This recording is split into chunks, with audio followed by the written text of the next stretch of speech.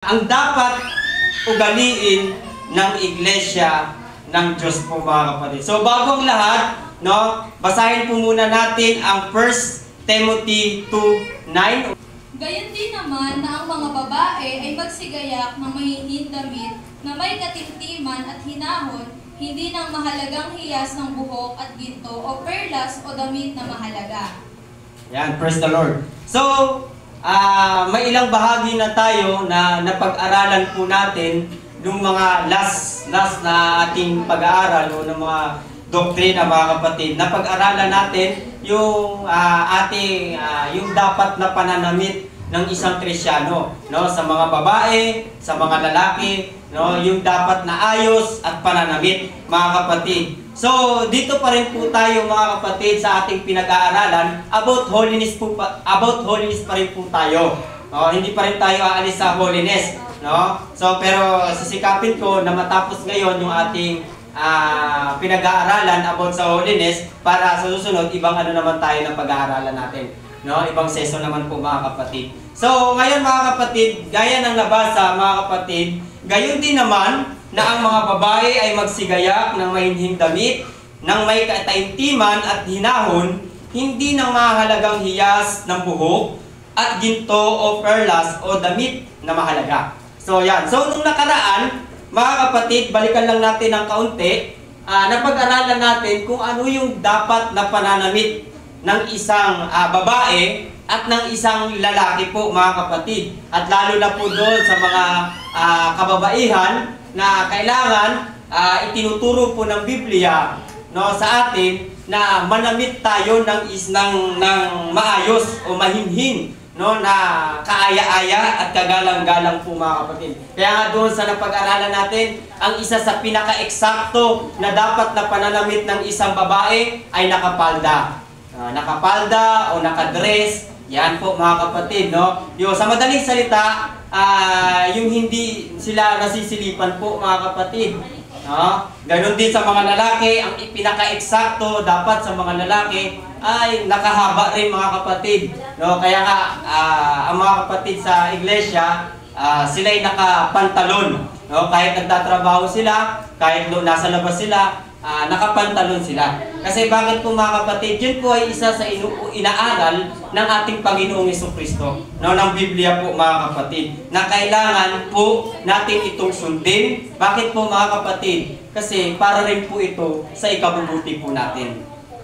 Tama po? No? Para, ang gusto kasi ng Panginoon mga kapatid, ayusin tayo maging maayos po tayo at maging kaaya-aya po tayo. No, hindi lang sa harap ng mga tao, kung hindi pati rin po sa harap ng Diyos, na maging kaaya-aya po tayo. Yan ang gustong mangyari po sa atin ng ating Panginoon. So, ang itinuturo ng Panginoon, hindi naman po masama. Alam niyo po ba kung anong suot ng mga kababaihan? Kung anong suot ng mga kalalakihan? Di ba? Kung babalik tanaw tayo doon, mga kapatid, kagalang-galang po talaga sila mga kapatid. Talagang wala kang masisilip sa kanila. Maayos ang kanilang pananamit. Tignan niyo, magsusuot kayo ng ganon sa panahon natin ngayon. Tapos ang init. Di ba? Ang init po mga kapatid. Pero sila, sa panahon noon, hindi. Kasi yun kasi ang pinaka-exact. Kahit noon mga kapatid, alam nila yun ang pinaka-exactong suot ng babae. Kaya kung titignan mo po mga kapatid noon, ay talagang makikita natin kagalang-galang. Ganon din sa mga lalaki. Talagang pag magsuot sila ng kasuotan. No, hindi ngayon Iba na po kasi sa panahon natin ngayon no? Ang lalaki nakasando, nakahubad ng damit, bibili lang ng toyo sa tindahan. So yun po mga kapatid. Pero ngayon mga kapatid, alam nyo po, kasi may mga iba po na nagsasabi, unang panahon na kasi yan Iba na ngayon, sabay na tayo sa uso. Alam niyo po, mga kapatid, ang salita ng Diyos hindi pwedeng sumabay sa uso ng sanlibutan. Amen po ba? Hindi po pwede po, mga kapatid. Kasi kung ano yung itinuturo noon, mga kapatid, ganun pa rin hanggang ngayon. Kung ano yung sinusunod ng mga apostol noon, ng mga unang Kristiyano, kung paano nila pinaglaban yung mga doctrine, yung mga aral ni Kristo. Namatay nga sila dahil dyan eh. Namatay sila dahil dyan po mga kapatid. So, kung ganun pa rin noon, hanggang ngayon, ganun pa rin po ngayon. Hindi po nagbabago, hindi po natin pwede ang salita ng Diyos ay isasabay natin sa panahon, sa uso. Mga kapatid, dapat yun po ay nananatili. Sapagkat sabi nga, mga kapatid, ang kanyang mga salita, hallelujah, ay mahalaga at sabi diyan, wag babawasan. Ni kudlit, ni tuldok mga kapatid. Wag babawasan, wag dadagdagan. Ibig sabihin, yun lang talaga. Yun lang dapat na atin pong gawin sa mga salita ng ating Panginoon. So ngayon, tapos na po tayo about doon sa pananamit. Ngayon naman po mga kapatid ay papasok po tayo dito naman po sa tinatawag na mga accessories po mga kapatid. Ibig sabihin, yung mga madalas na nakikita natin na sinusuot natin. Katulad ng mga porcelas, hikaw, singsing, ano pa? Yung, ano ba tawag dito? Kwintas. So, yan. Na madalas nating nakikita po mga kapatid. So, dito po natin malalaman sa salita ng ating Panginoon po mga kapatid. Una, sa binasa po natin mga kapatid na verse, hallelujah, sabi, ulitin ko, gayon din naman na ang mga babae ay magsigayak ng mahihing damit na may kaitaimtiman at hinahon, hindi ng mahalagang hiyas ng buhok at ginto o perlas o damit na mahalaga. Yan. So, binanggit dito sa nabasa po natin mga kapatid, yung mahalagang hiyas ng buhok at ginto o perlas o damit na mahalaga. Sabi, hindi ng mahalagang hiyas ng buhok at ginto o perlas na mahalaga po mga kapatid. So ngayon po, ito po ngayon ang ating pag-aaralan po. So ngayon, isang bagay na inuutos po ng Biblia o ng salita ng ating Panginoon, ng ating Diyos mga kapatid, dapat ito, hindi tayo nabubuhay sa ganito. Amen po ba? Una, sabi, hindi na mahalagang hiyas ng buhok. Ibig sabihin, yung mga palamuti, yung mga hiyas na, yung mga palamuti na inilalagay natin. Sunod sabi, ginto o perlas o damit na mahalaga. So, yan po mga kapatid. So, yan po yung isang bagay na inuutos po sa atin ng ating Panginoong Jesucristo. Kaya mga kapatid, tayo bilang isang mga lingkod ng ating Panginoon, isa sa inuutos sa atin na hindi na dapat tayong nagsusuot ng mga hiyas o mga ginto o perlas, no? So ngayon wala namang may ginto ngayon di ba? Ibig sabihin, yung mga accessories na sinusuot natin sa ating katawan, alam niyo po mga kapatid kung bakit? Kasi una, hindi naman po yan kailangan sa ating paglilingkod sa Diyos. Hindi po yun kailangan sa paglilingkod natin sa ating Panginoon. Kasi una, holiness nga mga kapatid ang ating pinag-aaralan So, ibig sabihin, dapat ikaw na bilang isang Kristiyano o anak ng Diyos, maging kabanal-banal ka sa harapan niya. Amen po ba? So, yung mga bagay na ganun po mga kapatid, yun po ay, sabay kasi sa uso yun ng sanlibutan Sa mga gawang makasanlibutan po yun mga kapatid. Saka ito pa mga kapatid, ang sabi, gayon din naman na ang mga babae ay magsigayak ng mahihining damit na may kataimtiman at hinahon, hindi na mahalagang hiyas ng buhok at ginto o perlas o damit na mahalaga. So, isang patunay na sinasabi dito, nung isinearch ko to mga kapatid, ibig sabihin, ang pinupunto pala dito ng sulat po na ito mga kapatid, bilang ikaw isa'y lingkod ng ating Panginoon, wag mong masyadong ilagak ang iyong sa mga palamuti, sa mga kumikinang, sa mga perlas o mga alahas ang iyong katawan. Sapagkat sabi ng Biblia, hindi naman yan kasi ang tinitignan ng ating Panginoon. Right. Amen. Hindi yan. Kahit tandaan niyo mga kapatid kahit pumunta tayo sa simbahan, tapos puno ka ng palamuti, puno ka ng mga burloloy, kung tawagin nga mga kapatid, sa iyong katawan. Hindi yan ang itinitignan ng ating Panginoon. Alam mo ba ang unang itinitignan ng Panginoon sa iyo? Ang iyong puso. Right.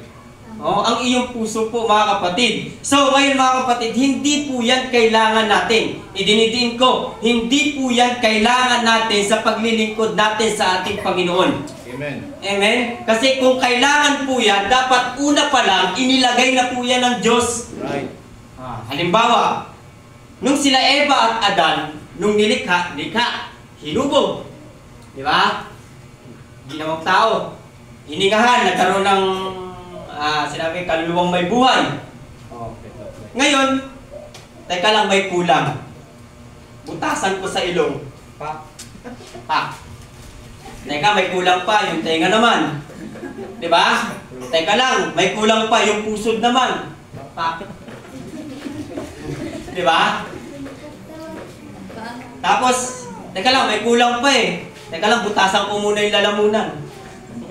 Parang iba na yun So mga kapatid, kung talagang mahalaga yun sa harapan ng ating Panginoon, mga kapatid, dapat una pa lang, inilagay na yun ng Panginoon. Amen. Teka lang, kulang ng kwintas, ilalagay ko. Permanent na to. Para hindi na siya bumili. So, ganun po mga kapatid. So, ibig sabihin, hindi yun nilagay ng Panginoon. Bakit? Kasi, hindi yun kailangan. Amen. Ang pagkakalikha sa tao, yun yung pinaka-eksakto. Amen. Nasaan kayo nakakita? Paglabas ng sanggol sa sinapupunan ng tiyan ng kanyang ina, may mga hikaw na. Ano yun anak? Naging rockista ka doon sa loob ng tiyan ng nanay mo? So, di ba wala? Doon, nung paglabas, matik mga kapatid, paglabas ng bata sa loob ng tiyan ng kanyang ina, talagang, walang ano yan, walang mga burloloy po yan sa katawan, mga kapatid. Wala po mga kapatid. So, ito yung isang bagay na dapat nating malaman po mga kapatid. At alam nyo, isa pang bagay, yung mga bagay na ganito, na nagsusuot, una, pangyabang. Right. Amen po ba? Napaka-imposible po mga kapatid. Hindi po ako naniniwala. Kasama dito yung mga mahalaga, yung mga mamamahalin ano nyo ito isasama ko na rin ito. Bibili ka ng mamahalin mong sapatos. Nagkakahalaga ng 3,000. Tapos yung damit mo nagkakahalaga ng 2,000. Tapos yung suit mong shirt nagkakahalaga ng 1,000. Tapos yung mga burloloy mo pa, nakakahalaga ng mga 3,000, 2,000. No? Bakit ka bumili nun? Siyempre, gusto mong ipagyabang sa mga tropa mo na kaya mong bumili nun. Kaso ang problema, hindi saklaw sa kakayanan mo, ay hindi saklaw sa pamumuhay mo. Bumibili ka ng ganong mga ganong mamamahaling gamit, pero wala kang makain. Panalo. Nakuha mo mga kapatid? Nakuha po natin? Yes. So, mga kapatid, tignan ninyo po para meron ka lang maipagyabang. At wag naman din sana maging ganito mga kapatid, no? Praise the Lord. Sabi nga, ang Panginoon, tanda natin, ang Panginoon o ang Diyos, laging tumitingin siya sa puso ng tao. Right. Sa puso siya ng tao. May maganda kang damit. Mayayamanin. Kaso nga lang, yung puso mo, mali. Yung nasa isip mo at nasa puso mo, mga kapatid, tignan ninyo ako, ang gaganda ng suot ko. Hindi ka nakapag-focus sa pagpupuri sa Panginoon. Kasi bakit? Ipinakikita mo, ipinagyayabang mo sa iyong mga kapatiran. So, hindi ko naman sinasabing masama bumili nun ng mga mamahaling gamit o ng mga mamahaling damit po mga kapatid. Pero kailangan isipin muna natin, bakit ka ba talaga bibili nun? Ano ba talaga ang purpose mo nun? Ano ba talaga ang motibo mo nun? Di ba? Mga kapatid? So kung ang motibo mo, ay para magyabang, para magmalaki, magmataas ka. Mas maigi huwag ka nang bumili. Amen. Yung sakto lang, ukay-ukay. Right. Kahit tagti 30 pesos, tagpa 100 pesos. Amen. Amen po ba? Okay na yun. Amen. 30 pesos. Mas original pa. Amen. Tama, di ba? Right. Mas original pa. Kaya mga kapatid, ito yung isang bagay na itinuturo natin. Ganda-ganda ng gamit mo, pagdating sa offering, wala kang maibigay. Ang mamahalin ng mga suot mo, wala kang pang tithes. Panalo. Di ba? Mga kapatid, ito masaklap. Ang ganda-ganda ng damit mo, mamahalin. Wala pang bayad ng utang. Yan po mga kapatid. So isang bagay po yan na itinuturo sa atin ng ating Panginoon. So bakit po mga kapatid, itinuturo ng Biblia na hindi na tayo dapat nagsusuot ng mga burloloy, ng mga accessories po mga kapatid, kasi hindi naman kailangan yan sa ating paglilingkod sa ating Panginoon. Amen. Hindi po yan kailangan mga kapatid. So siyempre, hindi ko naman porket sinabi ko na ganun, hindi na kayo kailangan mag-ayos sa inyong mga sarili. Hindi, sa puso naman tumitingin ang Panginoon. Pupunta ka ng church, hindi ka nagsusuklay. Di ba? Pumunta ka ng church, hindi ka naligo. Okay na, pero parehas tayo eh. Joke lang. So, ayan po mga kapatid, no? So, hindi naman ibig sabihin ganun. Mag-ayos ka pa rin. Yung pinakasaktong ayos. Right. Huwag naman sumobra. Saka yung mga kapatid, isa ring bagay na aking sasabihin sa inyo, yung pagli-lipstick. Yung pag-eyeliner, yung mga nilalagay natin. Alam mo yung magmumukha kang clown. Mga kapatid. So, dapat hindi po yun. Kasi bakit? Babalik ulit tayo. Kung talagang kailangan yan, dapat nung nilikha ka ng Panginoon, dapat make-upan mo lang kita. Di ba? Pero hindi kasi kailangan. So, pinakasakto lang. Kaya, ayaan nyo mga kapatid, nasabihan kayo ang manang-manang mo naman. Bakit? Okay lang. Maganda naman ako sa paningin ng Diyos. Amen. Tama ba? Lagi niyong isipin, kahit may mga ganyan, okay lang. Basta nakakasunod ako sa kalooban ng Diyos. Amen. Maganda nga ako sa harapan ninyo, pero pangit naman ako tignan sa harapan ng Panginoon. Wala rin. Yan po mga kapatid, praise the Lord. So ngayon mga kapatid, yan po yung isang bagay. So ano yung dapat nating suotin bilang isang mga lingkod ng ating Panginoon? Basahin po natin ang 1 Timothy 2:10. 1 Timothy chapter 2 verse 10. Kundi siyang nararapat sa mga babae na magpakabanal sa pamamagitan ng mabubuting gawa. Yan, praise the Lord. So, ang sabi ng Biblia, ito yung dapat nating suotin. Basahin nga natin sa revise. Sa halip, ang mga palamuti nila ay ang mabubuting gawa, gaya ng nararapat sa mga babaeng itinuturing na makadiyos. Yan. So, sa King James, yung binasa natin, sabi, kundi siyang nararapat sa mga babae na magpakabanal sa pamamagitan ng mabubuting gawa. So, sa revise naman mga kapatid, tinutukoy po dyan, ang suotin natin, yung mabubuting gawa at yung makadiyos na pamumuhay po mga kapatid. Yan. So, yun po dapat na ating isinusuot bilang isang mga lingkod ng ating Panginoon. Na bilang isang mga Kristiyano po, mga kapatid, na dapat ang isinusuot natin ay yung mga mabubuting gawa. Sabi pa sa King James, dapat yung kabanal-banal. Yung kabanalan po mga kapatid. Yun po ang dapat nating isinusuot sa ating mga sarili. Amen po ba mga kapatid? So dito naman tayo. Basahin natin ang 1 Peter 3:3 hanggang 4. Huwag sa labas ng kanilang paggayak na gaya ng pagpapahiyas ng buhok at pagsusuot ng mga hiyas na ginto o pagbibihis ng maringal na damit, kundi sa pagkataong natatago sa puso na may damit na walang kasiraan ng espiritong maamo at payapa. Yan, praise the Malaking halaga sa paningin ng Diyos. Yan, praise the Lord. Sabi mga kapatid, ang inyong ganda, sa revise ako sabi ang inyong ganda ay huwag maging panlabas tulad ng pag-aayos ng buhok at pagsusuot ng mga ginto, alahas, at mamahaling damit. So dapat mga kapatid, sabi, ang inyong ganda, yung ganda natin. Mga babae at lalaki, yung ayos natin. Dapat hindi tayo mga kapatid namumuhay sa mga ganitong bagay po mga kapatid, no, sa mga ganitong kasuotan. Kaya nga sabi sa nabasa natin sa 1 Timothy mga kapatid, hallelujah, sabi na ang mga babae ay magsigayak ng mainhing damit na may kaitaimtiman at hinahon. Yan po mga kapatid. No? So yan po yung ating tandaan mga kapatid sa oras po na ito. No? Sabi dito pa sa 4, sa halip pagyamanin ninyo ang kagandahan na nakatago sa puso.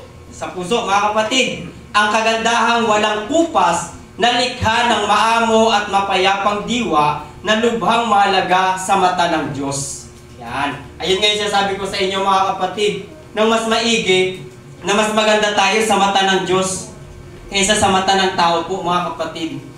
Amen po ba mga kapatid? So alam niyo po mga kapatid, pag gano'n ang ginagawa natin, mas pinapatunayan natin sa mundong ito na hindi talaga tayo taga nito. Amen. Hindi tayo taga sanglibutan. Right. Kundi ang nagmamay-ari sa atin mga kapatid, si Kristo. Amen. Kasi bakit?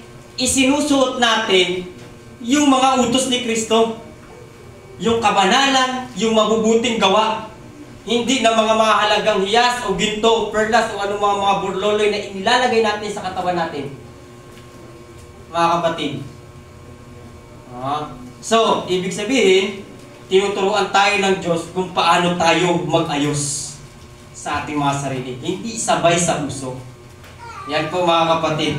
So, naintindihan po natin mga kapatid? Amen. Naintindihan po natin? Amen. Amen. Praise the Lord. So, sunod mga kapatid. Dito tayo.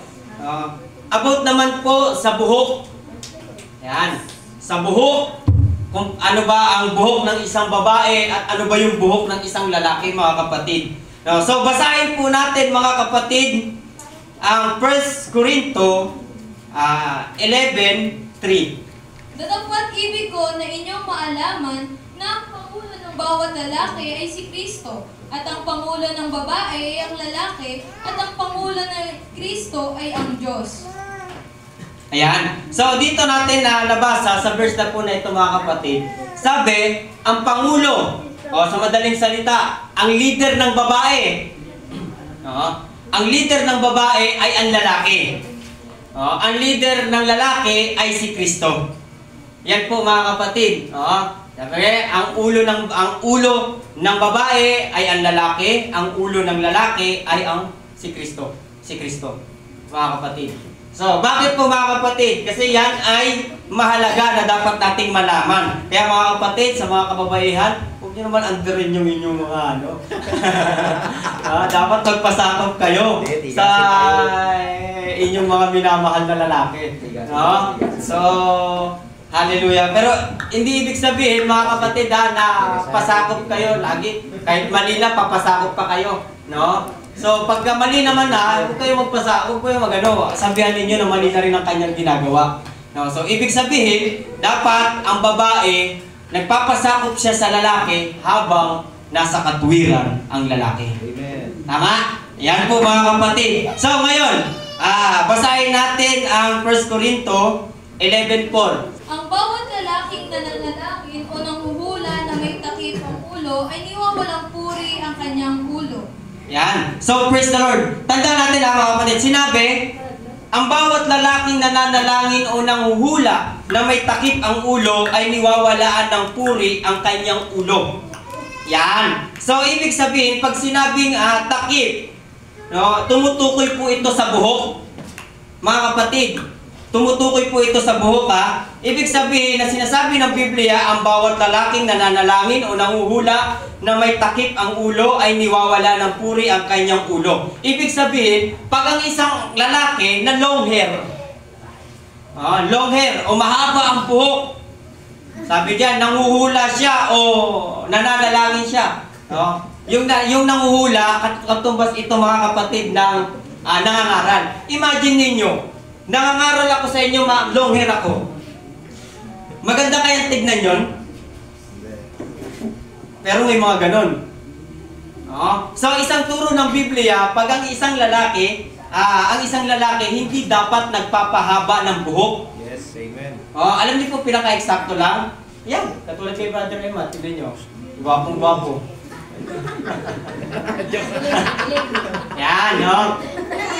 Yung pinakasakto lang mga kapatid na buhok-buhok. So, hindi kailangan yung long hair na long hair po mga kapatid. Kasi bakit po mga kapatid, ang sabi sa nabasa natin, sabi ang bawat lalaking nananalangin o nanguhula na may takip ang ulo ay niwawalan ng puri ang kanyang ulo.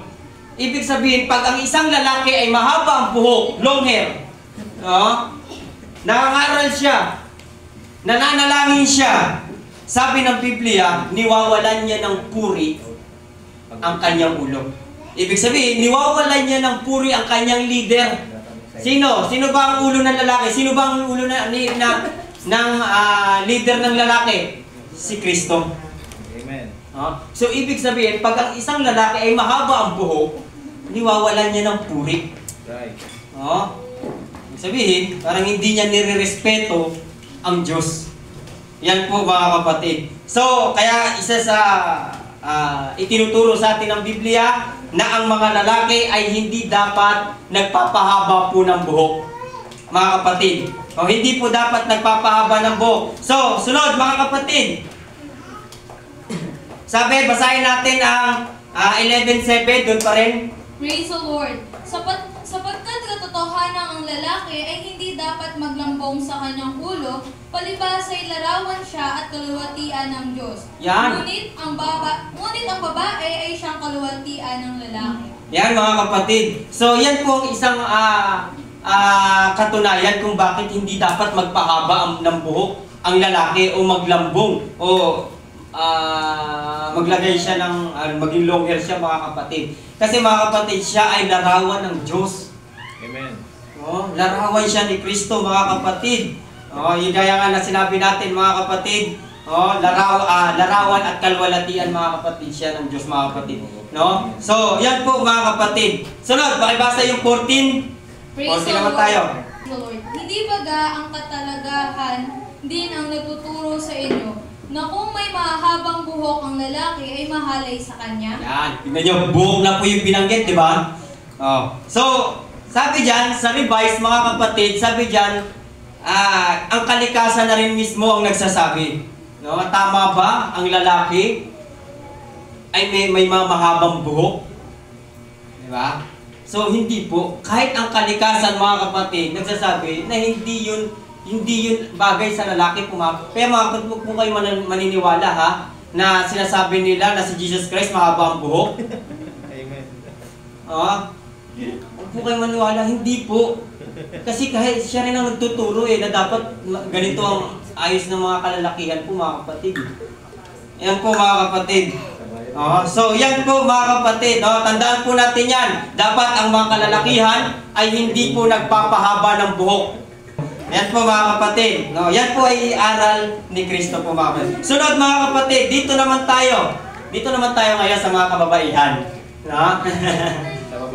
Sa mga kababaihan naman po tayo. Kasi tapos na yung mga kalalakihan kababaihan naman tayo. So basahin natin ng 11:5 hanggang 6. Datapwat ang bawat babaeng nananalangin o nanguhula na walang lambong ang kanyang ulo, niwawalan ng puri ang kanyang ulo, sapagkat gaya rin ng kung kanyang inahitan, sapagkat kung ang babae ay walang lambong, ay pagupit naman. Ngunit kung kahiya-hiya sa babae ang pagupit o paahit, ay maglambong siya. Yan. So, yung lambong tinutukoy pa rin dyan yung buhok. Buhok pa rin po dyan mga kapatid. Ito naman po ngayon sa mga babae. Sa mga babae po mga kapatid, kailangan magpahaba ng buhok. Pag ang isang babae nananalangin at nanguhula rin mga kapatid o nangangaral, nagsishare, kailangan mahaba rin ang kanyang buhok mga kapatid. Sabi dyan, huwag din natin pagugupitan. Kasi sabi, kung ipapagupit mo yan, magpaahit ka na. Mas maiging ahitin mo na. Sabi, kasi kahiya-hiya sa babae ang pagupit o paahit. Magpaahit. kahihiya po sa babae. So, sa mga babae po mga kapatid, nakadesenyo sa inyo na mahaba po ang inyong buhok. Amen. Mga kapatid, dapat hindi nyo po yan ginugupit. Hindi nyo po dapat yan ginugupit. Panatilihin nyo lang yung mahaba. No? So, bakit kaya mga kapatid? Sasayin natin ang 1 Corinto 11:15. Praise the Lord. Datapwat kung ang babae ang may mahabang buhok ay isang kapurihan niya, sapagkat ang buhok sa kanya'y ibinigay na pantakip. Yan. So, sabi, sa mga babae, ang mahabang buhok ay kapurihan ng mga babae. At ibinigay sa kanya yon na pangtakip po mga kapatid. Amen. Kaya mga kapatid, isang bagay na aking sinasabi sa inyo sa aral ni Kristo po mga kapatid, na dapat ang mga babae magpahaba ng buhok, huwag magpagupit. Hayaan nyo lang pong humaba mga kapatid, kasi yan yung ganda ninyo. Amen. Kapurihan nyo po yan mga kapatid. So, pakibasa ang 16. Praise the Lord. Datapwat kung tila mapagtunggali ang sinuman, walang gayong ugali kami, ni ang iglesia man ng Diyos. Yan. So, kahit sa panahon noon, sabi kung mayroong mga aral na iba pa sa itinuturo nito, ngayon siya sabi ni Apostol Pablo mga kapatid, yung may mga aral man kahit mula sa langit o sa itaas, sa langit o sa ibaba man na mga aral, mga kapatid, itakwil ninyo na iba sa itinuturo nila. Itakwil ninyo, sabi ni Apostol Pablo. So, ito, kung sino man mapagtunggali, mga kapatid, kung sino man mapagtunggali, mga kapatid, basta sa iglesia ng Diyos, ito ang itinuturo. Right. Ito ang dapat. Nakaka natin? Ito ang dapat nating gawin. So, ito naman po, mga kapatid, bago tayo magtapos, paano maikli ang buhok ko? Sa mga kabayan, maikli ang buhok ko. Ngayon, alam niyo po, sa mga bago, hindi niyo pa kasi narinig yung aral eh. Kung maaaring ngayon niyo pa lang narinig, mga kapatid. Ngayon niyo pa lang po narinig. So, ako naniniwala, naiintindihan kayo ng Panginoon. Amen. Na ganyan lang. Nagpagupit ako nung nakaraan, kaugupit ko lang. Pero ganito pala ang aral ni Kristo. So, ngayon, narinig nyo na, mga kapatid, ako naniniwala, yung ginawa ninyong nakaraan na nagpagupit kayo, maiintindihan na pa. Kasi, hindi nyo pa alam yung aral. Amen. Hindi nyo pa alam yung aral po, mga kapatid. Yan po, mga kapatid. So, yan po yung aral ni Kristo na kailangan nating malaman, na kailangan natin pong isagawa bilang isang mga lingkod. Alam niyo po, napakaganda sa isang babae na mahaba ang buhok. Mas nakakabighani po siya, mga kapatid. Amen. Pag ako tumingin sa babae, ang una kong tinitignan yung buhok. Right. Kaso nung nakaraan, nagkamali ako ng tingin eh. Pagsalita eh. So, ayan to mga kapatid, So, yan mga kapatid, na kailangan po nating tandaan po mga kapatid. So, ulitin ko, doon pa sa ngayon lang nalaman yung aral. Hallelujah, may intindihan kayo ng ating Panginoon. Mauunawaan po kayo mga kapatid. So, everybody say praise the Lord. Praise the Lord. Praise God. Hallelujah. Salamat sa ating Panginoon. So, yan po yung isa sa mga holiness po na ating dapat gawin sa paglilingkod natin sa ating Panginoon. So, ibinibigay ko na po sa ating MC mga kapatid. Tayo po'y tumayo mga kapatid at palakpakan po natin ang ating Panginoon. Praise the Lord. Hallelujah.